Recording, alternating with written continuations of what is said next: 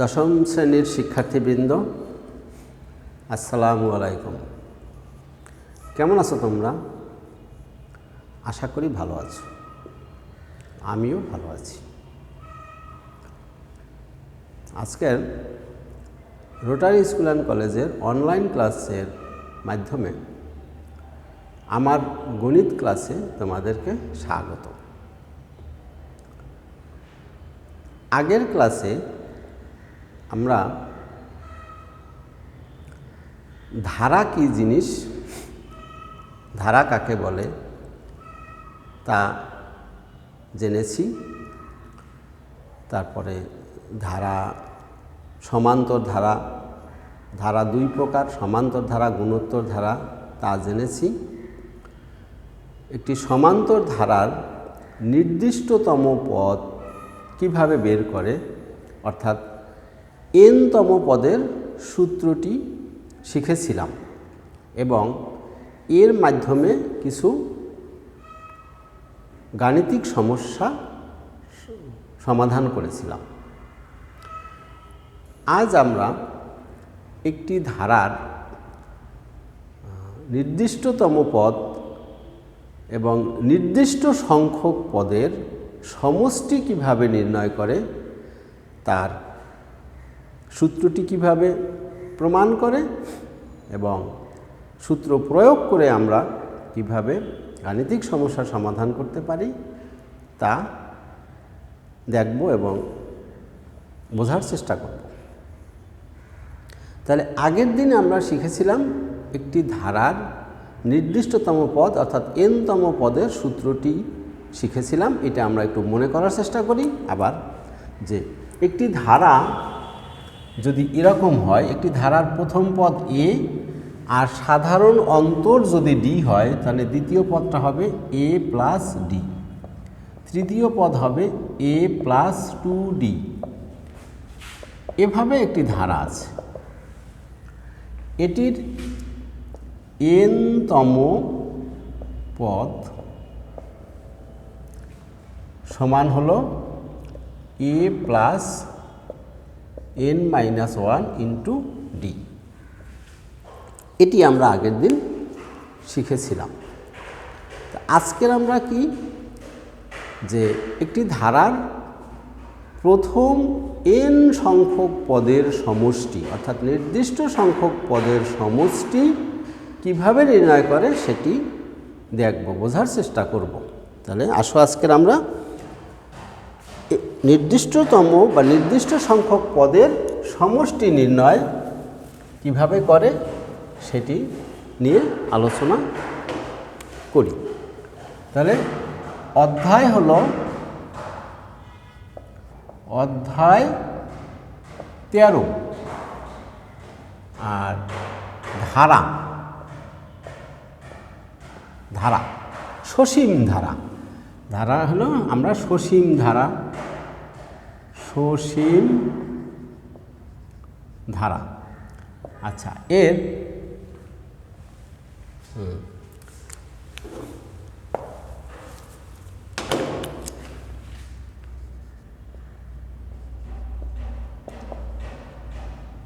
সসীম ধারা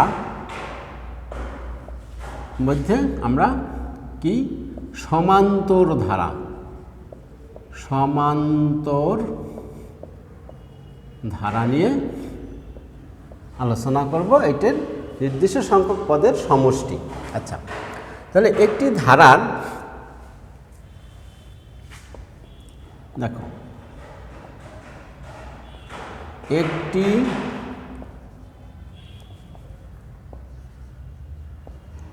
ধারার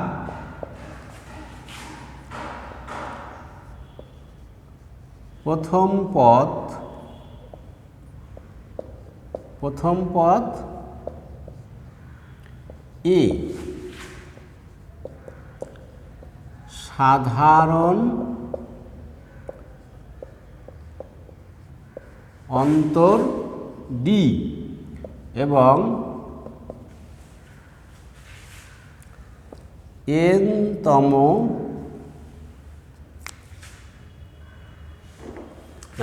সাধারণ অন্তর d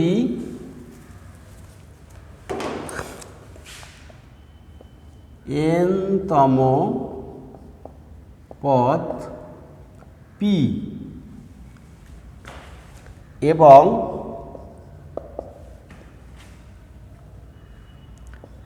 n সংখ্যক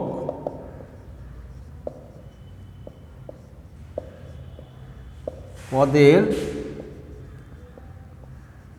সমষ্টি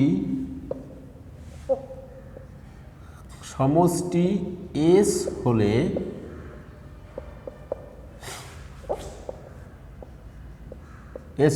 খেয়াল করো, s হলে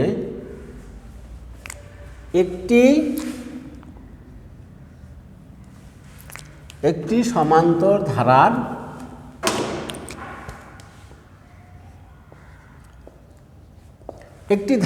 এখানে একটি সমান্তর ধারার, কারণ এখানে সাধারণ অন্তর হয় সমান্তর ধারার, আর এখানে লেখা আছে সমান্তর ধারা, সুতরাং এখানে একটি সমান্তর ধারার, সমান্তর কথাটা আমি লিখলাম না, এটাও ধরে নিতে হবে। এটা একটি ধারার প্রথম পদে সাধারণ অন্তর d, n-তম পদ p এবং n সংখ্যক পদের সমষ্টি s হলে আমরা এটা লিখতে পারি, দেখো যে s কি সমষ্টি, এটা equal to a plus d plus a plus 2d।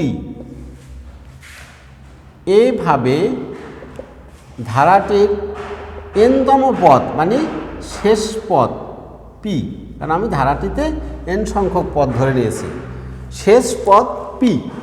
আচ্ছা, একটি জিনিস খেয়াল করো, সাধারণ অন্তর d মানে কি, প্রত্যেকটি পদ d করে বৃদ্ধি পাচ্ছে, এখানে a প্লাস d, এখানে a প্লাস 2d, তাহলে a প্রথম পদ, তারপরের পদটি a প্লাস d, তার মানে প্রথম পদের চেয়ে এটি d পরিমাণ বেশি, আগেরটি d পরিমাণ কম, এটার চেয়ে এটা d বেশি, এটার থেকে এটা d পরিমাণ কম। তাহলে p এর আগের পদটি কি হবে? অবশ্যই p মাইনাস d হবে। আমরা বুঝতে পেরেছি প্রত্যেকটি পদ d করে বাড়তেছে, তাহলে যে কোনো একটি পদ তার পরের পদটি d পরিমাণ বেশি হবে, আগের পদটি d পরিমাণ কম হবে। আচ্ছা, তার আগেরটি কি হবে? p minus 2d। আশা করি এটি বুঝতে পেরেছি। আর আমরা ধরে নিয়েছি n সংখ্যক পদের সমষ্টি s, তাহলে পুরা ধারাটির সবগুলি পদের যোগফল হলো s। আচ্ছা, এটাকে আমরা sও লিখতে পারি, sn-ও লিখতে পারি। আমরা sn লিখি, n সংখ্যক পদের সমষ্টি sn। আচ্ছা, এখন আমরা একটা জিনিস আমরা জানি, যেমন 2 যোগ 3 যোগ 4 যোগ করলে কত হয়? 3 আর 2 5 আর 4 9। আচ্ছা, আমি যদি এদিক থেকে যোগ করি 9, আমি যদি এভাবে যোগ করি 4 যোগ 3 যোগ 2, তাতে কি হবে? যোগফল একই হবে, ঠিক না? হ্যাঁ, অর্থাৎ দুইটি একই। তাহলে আমরা এইটাকে যদি এখন এভাবে লিখি, দেখো sn সমান, একদম শেষের পদটিকে প্রথম লিখি, তারপরেরটি এখানে লিখি p মাইনাস d, তারপরেরটি এখানে লিখি p minus 2d plus dot dot dot dot, এটা হবে কি a প্লাস 2d, এটা হবে a প্লাস d, এটা হবে a। আশা করি সবাই এটা বুঝতে পেরেছ। এখন যদি আমরা এটাকে যোগ করি তাহলে কি হবে? এখানে দেখো 2sn সমান, এটা যোগ করলে কি হয়? a প্লাস p, এটিকে যোগ করলে d কাটা যায়, a প্লাস p, এখানে 2d কাটা যায়, a প্লাস p। কি বোঝা যাচ্ছে তো? এখানে প্লাস d মাইনাস d কাটা, এখানে প্লাস 2d মাইনাস 2d কাটা, plus dot dot dot dot, এখানে a প্লাস p, এখানে a প্লাস p, এখানে a প্লাস p। সবাই বুঝতে পেরেছি? আচ্ছা, আমরা কি জানি যে এখানে a প্লাস p কতগুলি? এখানে কি 1 2 3 4 5 6, এখানে কি a প্লাস পি মাত্র 6টি? কী হবে তোমাদের কি মনে হয়? অবশ্যই না, কারণ আমরা তো এখানে বলেছি যে n-তম পদ পি, মানে পিটা হলো n-তম, তার মানে এখানে n সংখ্যক পদ আছে। তাহলে ধারাটিতে n সংখ্যক পদ, তার মানে এখানেও n সংখ্যক পদ। আচ্ছা, আরেকটা জিনিস আমরা সবাই জানি, তারপরও আমি একটু করতেছি, দেখো তোমরা খেয়াল করো একটু। যেমন 7 plus 7 plus 7 plus 7 plus 7 plus 7। আচ্ছা, এইখানে এই যে 1 2 3 4 5 6, 6টি 7কে আমরা যোগ করলে কত হবে? তোমরা বলবা চট করে 42, মানে 42। আসলে কি এখানে আমরা যোগ করেছি না গুণ করেছি? আসলে কিন্তু আমরা করছি গুণ, কিন্তু সেটাই যোগের কাজ হয়ে গেছে। অর্থাৎ 6টি 7, মানে 7 গুণ 6, তার মানে এটাই যোগ। তার মানে আসলে গুণ হলো যোগেরই উন্নত রূপ। এই সুবিধাটা কেন হয়েছে? এই সুবিধাটা পেয়েছি আমরা এই সংখ্যাগুলি একই সংখ্যা হওয়ার জন্য। একই সংখ্যা না হলে তো এটা হতো না। যেমন এইখানে এখন দেখো এই সংখ্যাগুলি সব same, a plus P, A plus P, A plus P, A plus P, A plus সব, কিন্তু এইখানে কিন্তু তা ছিল না, এই ধারাটাও তা ছিল না। কিন্তু আমরা এমন একটি কৌশল অবলম্বন করলাম যেন সবগুলি পদ একই হয়ে যায়। তাহলে এই যোগটা আমরা গুণের মাধ্যমে করতে পারব। গুণ যোগেরই একটি উন্নত রূপ, অর্থাৎ মাল্টিপ্লিকেশন ইজ দ্য কি? Multiplication is the advance system of addition. আচ্ছা, এখন এটাকে আমরা যদি যোগ করি তাহলে কি হবে? 2sn equal to a plus P into n। এইগুলি যোগ করলে কিন্তু এটাই হয়। এখানে হঠাৎ করে তোমাদের একটু আসতে এনটা কোত্থেকে আসলো? এখানে এন এর কিছু নাই, যা আছে এখানে n সংখ্যক পদ, এবং n সংখ্যক পদ 1, সুতরাং একটি পদ লিখে n দিয়ে গুণ করলে আমাদের এই যোগফলটা আসে। মাল্টিপ্লিকেশন ইজ দ্য কি? Advance process of addition. এইখানে এসএন ইকুয়াল টু কি? তাহলে 2 এদিকে চলে যাবে। 2 এদিকে গেলে কি হয়? 2 divided by a plus P into n। আচ্ছা, তাহলে এখন এটাকে কি লেখা যায়? আমি একটু মুছে দেই, দেখো কি লেখা যায়? এস এন ইকুয়াল টু, এটাকে এভাবে লেখা যায় n/2 into a plus P. আচ্ছা, এখন পি কি ছিল? ধারাটির n-তম পদ ছিল পি, ধারাটির n-তম পদ পি। আবার আমরা কি জানি? n-তম পদ আমরা এটা জানি না, যে আমরা জানি, আমি প্রথমেই লিখেছিলাম, এই আজকের ক্লাস শুরুতেই আমি আগের দিনে আমরা যা শিখেছিলাম সেটাকে মনে করার চেষ্টা করতে যে n-তম পদটা লিখেছিলাম। কি লিখছিলাম জানি? যে n-তম পদ সমান আমাদের ছিল a plus n-1 into D, আর এটাই হলো পি ধরে নিয়েছিলাম।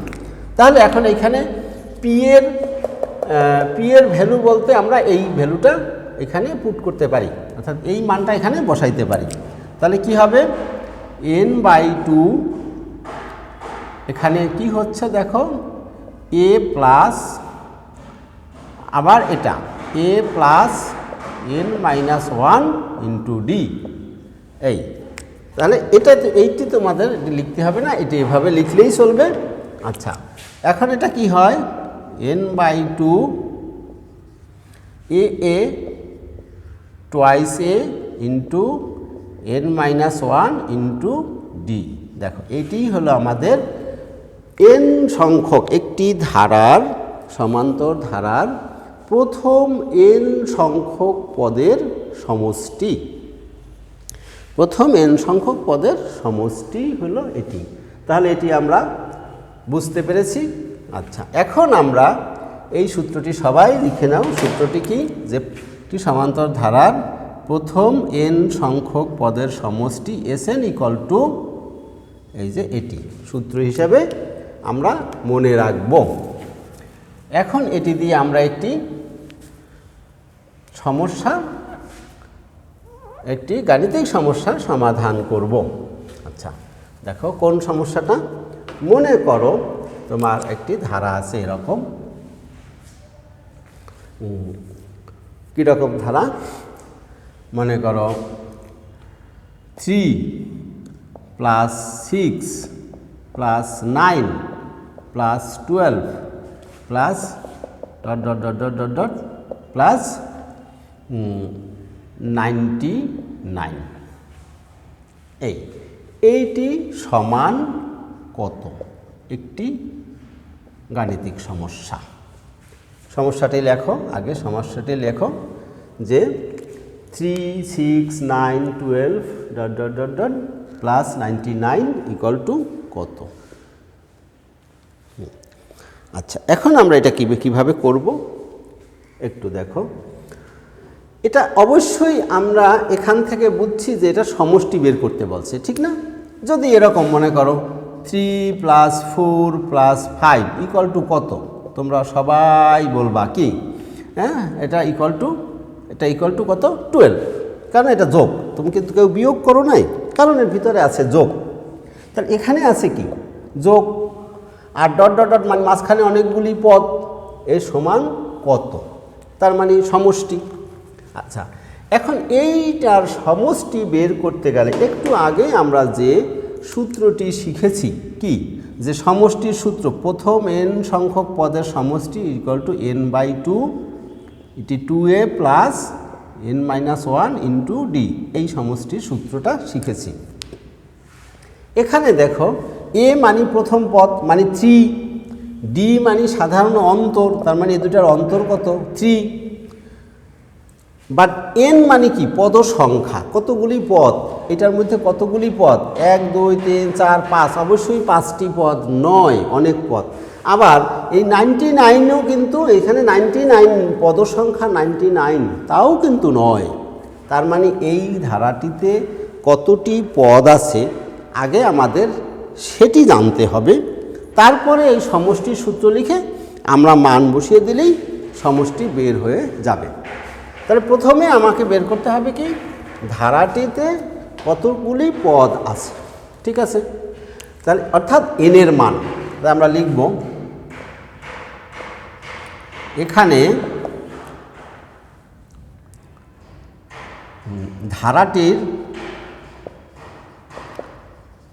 ধারাটির প্রথম পদ a = 3, ধারাটির সাধারণ অন্তর d = এটা যে সমান্তর ধারা আমরা দেখলেই বুঝতে পারি 3 3 করে বাড়ছে, তার মানে সমান্তর ধারা। সুতরাং সাধারণ অন্তর মানে এটা সমান্তর ধারা, আমরা বুঝেছি বিধায় এটা লিখছি। 6 - 3 = 3। আমরা জানি সাধারণ অন্তর বের করতে হয় সবসময় দ্বিতীয় পদ থেকে প্রথম পদ বিয়োগ করতে হয়। আচ্ছা, এখন আমরা যে ধরি ধারাটিতে n সংখ্যক পদ আছে, ধরি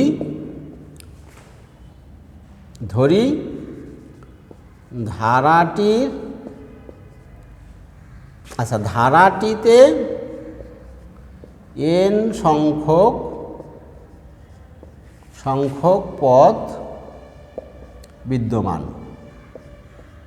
অর্থাৎ n সংখ্যক পদ আছে, ওইটাকে লিখলাম n সংখ্যক পদ বিদ্যমান। তাহলে এই 99, এই ধারাটিতে যদি n সংখ্যক পদ থাকে তাহলে 99 হবে n-তম পদ। একটি স্কুলের একটি ক্লাসে যদি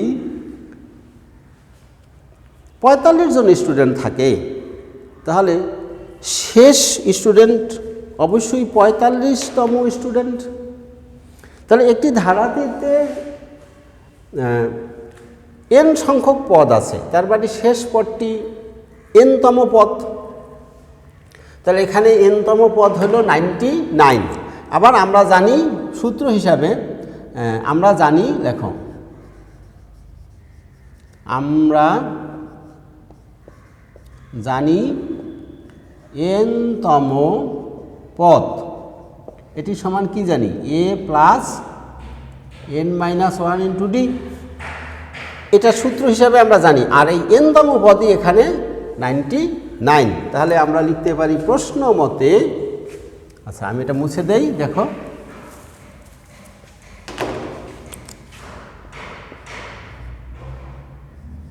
প্রশ্নানুসারে বা প্রশ্ন মতে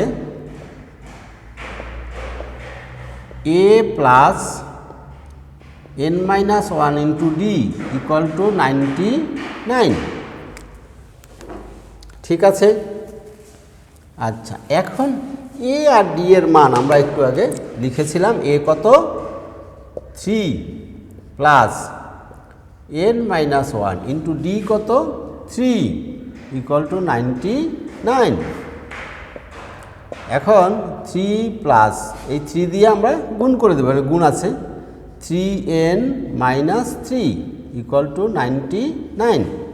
এইখানে 3 কাটা, মানে কাটা মানে বুঝি তো, অর্থাৎ প্লাস মাইনাস বিয়োগ হইলে আর থাকে না, বা 3n ইকুয়াল টু 99 বা n equal to 99 divided by 3, তার মানে n ইকুয়াল টু কত 3। অর্থাৎ এই ধারাটিতে 33টি পদ আছে, 33টি পদ আছে। ঠিক আছে, ধারাটিতে 33টা পদ আছে, সোজা ধারাটিতে 33টা পদ আছে। এখন আমরা এই ধারাটির সমষ্টি বের করব, লিখব আমরা জানি। আচ্ছা দেখো, অবশ্যই সবাই বুঝতে পেরেছি, এখন বুঝে দেই। এখন আমরা লিখব কি, যে আমরা জানি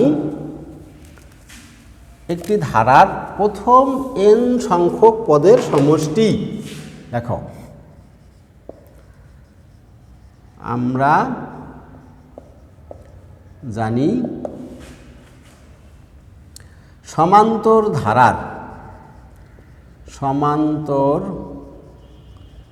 ধারার প্রথম n সংখ্যক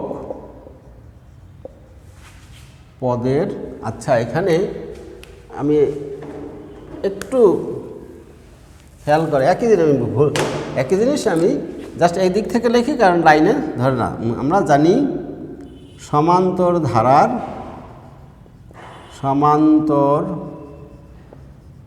ধারার প্রথম n সংখ্যক পদের সমষ্টি সমান n/2, 2a plus n minus 1 into D. আচ্ছা, এই ধারাটিতে কতটি পদ আছে? 33টা। সুতরাং প্রথম 33 সংখ্যক পদের সমষ্টি কি হবে? 33/2,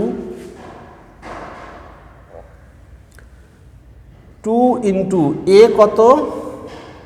এ হইল 3 প্লাস 33 মাইনাস 1, ডি কত? 3। তাহলে কি হয়? এটা 33/2, এখানে হলো 6 প্লাস এখানে হয় 32 ইন্টু 3।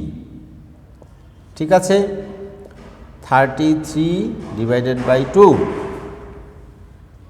এখানে কি হবে? এখানে হবে 6 প্লাস 6 9। ঠিক আছে। আচ্ছা, এখন কি হবে? 33/2 ইন্টু এখানে যোগ করলে কত আসে?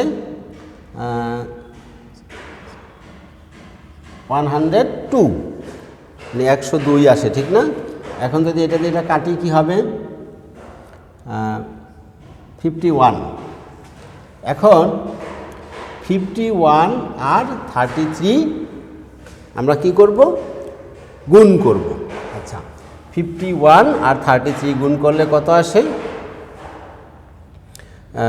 আসে হইল তোমার 51, 33 গুণ করলে আসে 3, 3 5 15, 3 অক্ষে 3, 3 5 15, 3 5 1, অর্থাৎ 3 এখানে 8, এখানে 6, এখানে 1, অর্থাৎ আমাদের আসতেছে 1683, 1683। তাহলে ধারাটির সমষ্টি আমাদের বের করতে হবে, এটা সমান কত? তার মানে 1683, ঠিক আছে? 1683। আচ্ছা, তাহলে আমরা এভাবে এই ধরনের গাণিতিক সমস্যার সমাধান করতে পারবো। তাহলে এখন আমি তোমাদের বাড়ির কাজ দিব, সেটি হলো তোমাদের এই যে তোমাদের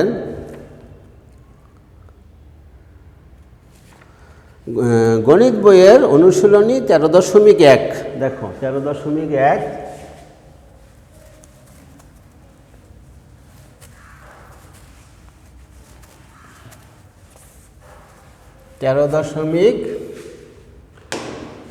অনুশীলনী